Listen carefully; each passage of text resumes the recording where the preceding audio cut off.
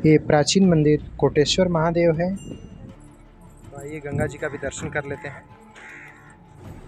यहाँ पे बहुत सारे शिवलिंग हैं, इसलिए शिव कचहरी के नाम से जाना जाता है। पे जितने भी भक्तगण हैं सारे शिवलिंग पर जल चढ़ाते हैं। तो मुख्य मंदिर के बगल में छोटे छोटे और भी मंदिर हैं। यहाँ पे शिवलिंग स्थापित है। ईश्वर महादेव का प्रवेश द्वार है।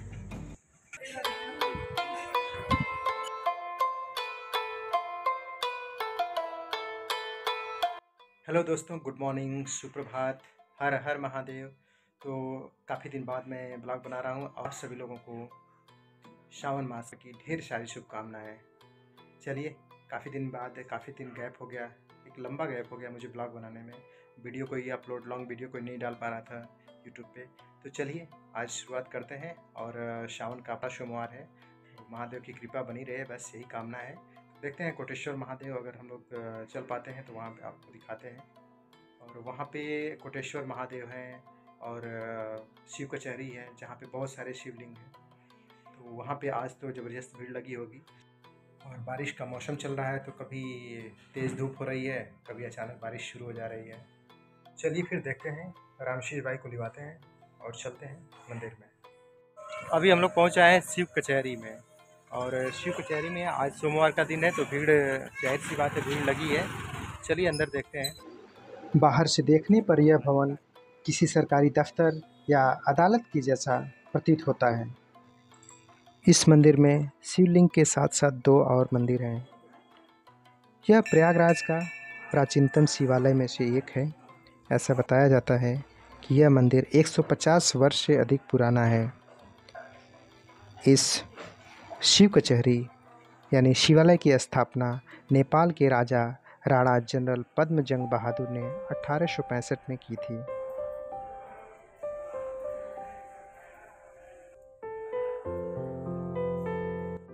आज सावन का दूसरा सोमवार होने की वजह से भीड़ थोड़ा ज़्यादा है, लेकिन यहाँ पे देखने को मिल रहा है कुछ शिवलिंग छोटी है, कुछ बड़ी है।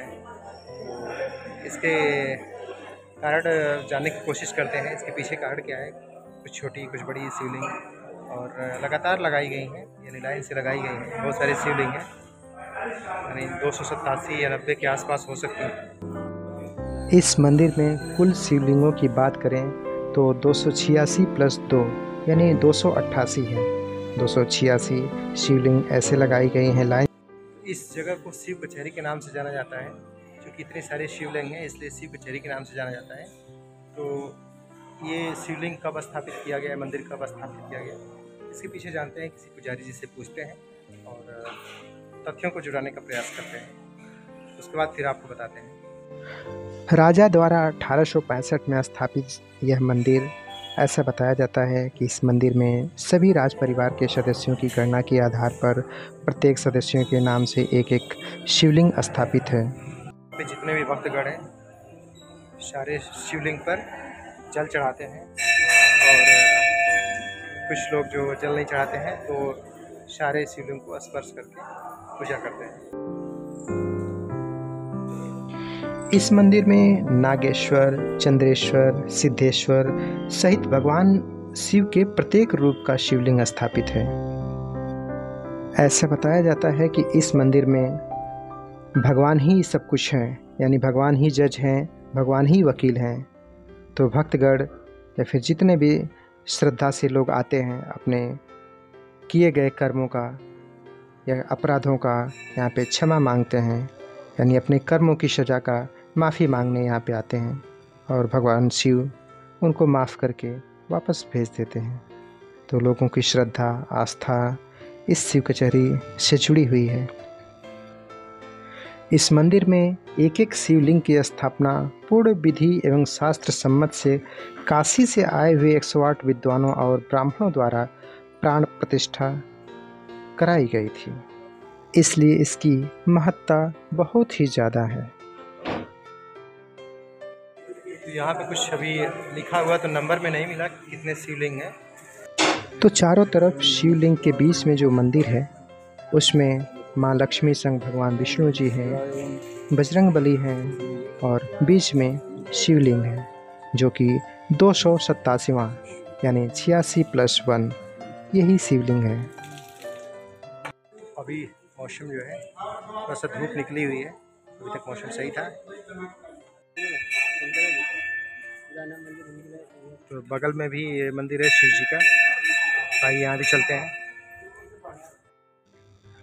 तो बगल में ही मंदिर है नारायण प्रभु का, यानी भगवान विष्णु जी का। माँ लक्ष्मी के साथ में भगवान विष्णु जी यहाँ पे हैं। बगल में चलते हैं, देखते हैं यहाँ पे किसका मंदिर है।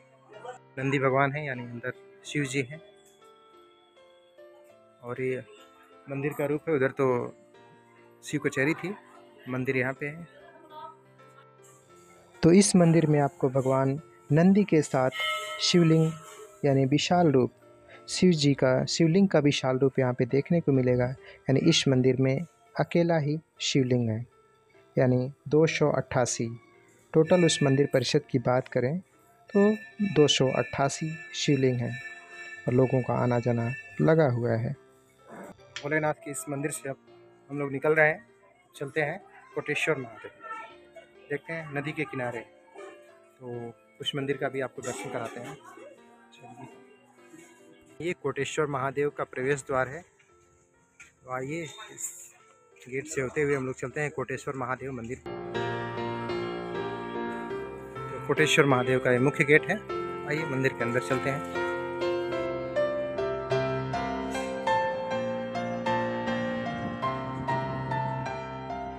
कोटेश्वर महादेव यहाँ पे हैं। सावन में भक्तों की भीड़ सुबह से ही लगी रहती है, और यहाँ पर ओम नमः शिवाय का जाप सुबह से ही सुनाई पड़ने लगता है। तो मंदिर के बगल से गंगा जी के लिए रास्ता गई है, और यहाँ पे बनाया गया है, सीढ़ी बनाई गई, सीढ़ी से आप गंगा जी तक जा सकते हैं।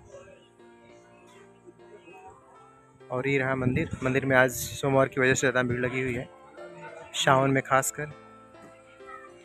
तो गंगा जी आती हैं, तो ये जब ज़्यादा आती हैं तो यहाँ तक चली आती हैं, सीढ़ियों तक।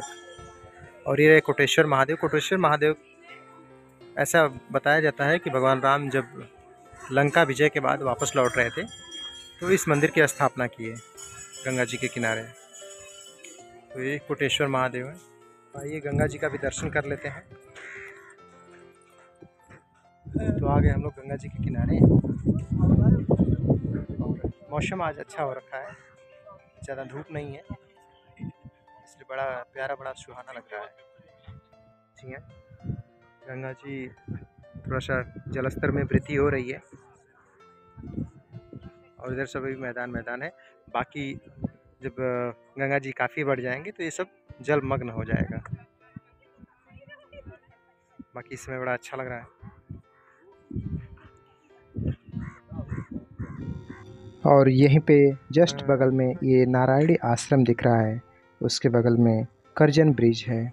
पड़ रहा है इसलिए कटान लगना लाजमी है, यानी कटान धीरे धीरे लगेगी।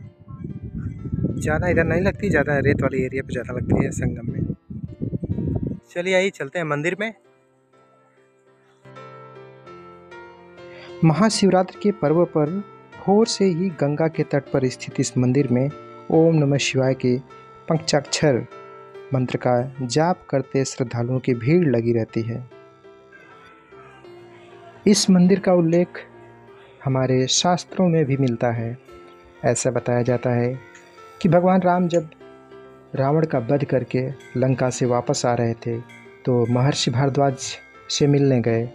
तो महर्षि भारद्वाज ने उन्हें ब्राह्मण वध की पाप से मुक्ति पाने के लिए उन्होंने शिवलिंग स्थापित करने के लिए कहा।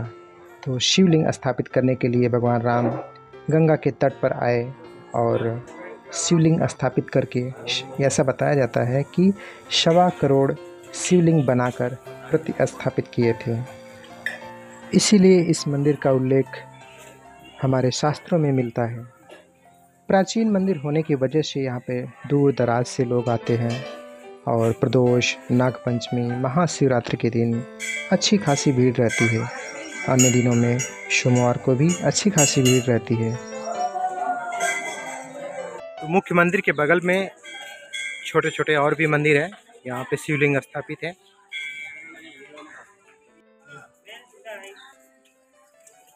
यहाँ से निकलते हैं, सामने शनिदेव महाराज का मंदिर है और बजरंगबली का, वहाँ पे चलते हैं। तो चलिए, बगल में मंदिर है शनिदेव जी का, हनुमान जी का, दुर्गा जी का। तो इस मंदिर के द्वार से जैसे ही प्रवेश करते हैं, 2 पीपल के वृक्ष मिलते हैं जहाँ पे शनिदेव विराजमान हैं, और मंदिर के सामने यहाँ पे हमारे बजरंगबली विराजमान हैं, यानी वीरों के वीर हनुमान जी यहाँ पे स्थापित हैं। तो प्रत्येक मंगलवार शनिवार को भक्तों की भीड़ लगी रहती है। व्रती महिलाएं या फिर अन्य भक्तगण प्रत्येक शनिवार को शनि देव की पूजा करने के लिए, दीपक जलाने के लिए वृक्ष के नीचे आते हैं। शनि देव और बजरंगबली के मंदिर के बाद चलते हैं दुर्गा जी के मंदिर पे, दुर्गा जी के दर्शन करते हैं। जय माता दी। माता रानी यहाँ पे है। तो मंदिर में बड़ी ही शांति रहती है और एक अलग ही ऊर्जा रहती है, यानी मंदिर में जाने से हमें आंतरिक ऊर्जा का एहसास होता है, हमें एक शक्ति मिलती है।